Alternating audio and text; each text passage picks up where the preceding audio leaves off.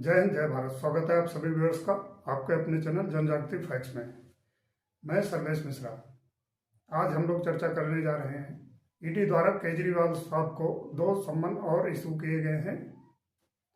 इसके साथ ही केसीआर की बेटी के कविता की गिरफ्तारी के बाद में अगला नंबर क्या केजरीवाल साहब का होगा इसकी। कल केजरीवाल साहब को राउज एवेन्यू कोर्ट में शराब घोटाले मामले में जमानत दी गई थी, जिसको नेशनल मीडिया ने केजरीवाल की बड़ी जीत के रूप में प्रचारित करने की कोशिश की।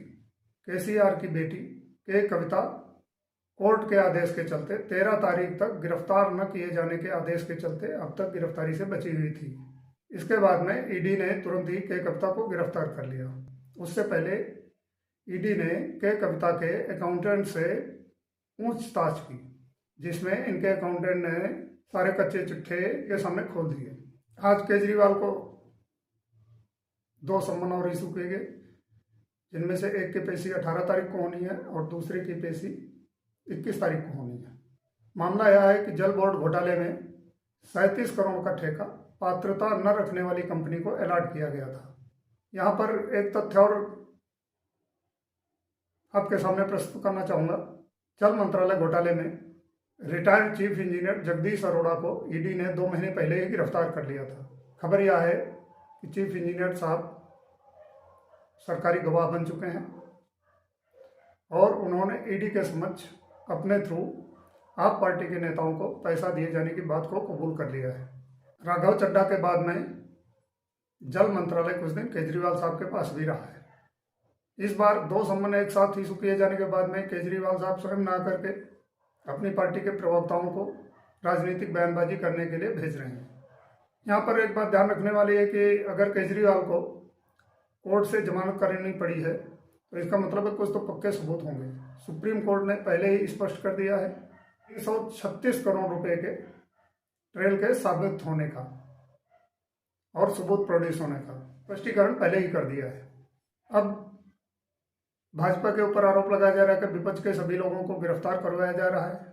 ऐसा तो हो नहीं सकता है, क्योंकि भारत में डेमोक्रेसी है। यहाँ पर यह भी बात ध्यान रखने वाली है कि जब केजरीवाल साहब सत्ता में आए थे तो उन्होंने सभी भ्रष्टाचारियों के जेल में ठूसे जाने की वकालत की थी।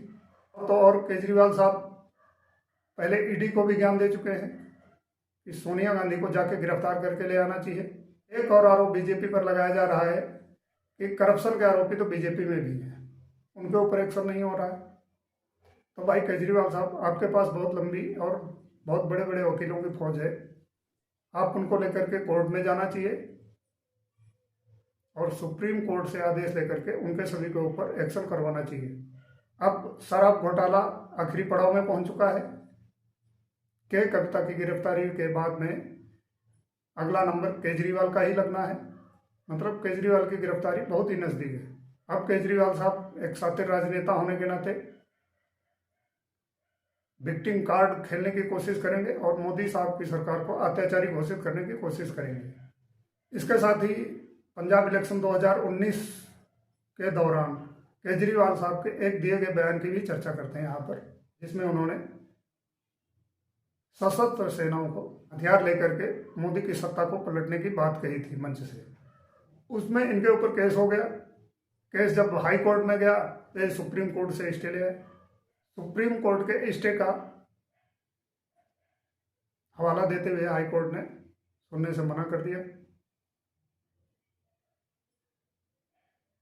आज सुप्रीम कोर्ट में इस केस की सुनवाई हुई, जिसमें चीफ जस्टिस की अध्यक्षता वाली कम से कम 5 बेंच की सदस्यता, और यदि उसमें कुछ संशोधन करना है या उसके आदेश को अमेंड करना है तो उसके लिए 7 बेंच के जजों की आवश्यकता बताते हुए, और इसके साथ ही जुलाई में बीएनएस लागू होने वाला है, नई संहिता लागू होने के चलते इस केस को कोर्ट ने एडजर्न कर दिया। यहाँ पर यह बात ध्यान देने वाली है कि इस मामले में किसी भी कोर्ट ने केजरीवाल साहब को बरी नहीं किया है, कोई भी रिलीफ नहीं दी है। अब देखने वाली बात यह होगी कि नई संहिता लागू होने के बाद में इसके ऊपर फर्दर प्रोसीडिंग क्या होती है और सुप्रीम कोर्ट का क्या एक्शन होता है। लेकिन हम लोग भारत के आम नागरिक, हम लोगों के लिए एक ध्यान देने वाला तथ्य है कि क्या ऐसे व्यक्ति का सत्ता में रहना उचित है जो व्यक्ति देशद्रोह को अट्रैक्ट करने का अटेम्प्ट कर चुका हो, वो भी सार्वजनिक मंच से।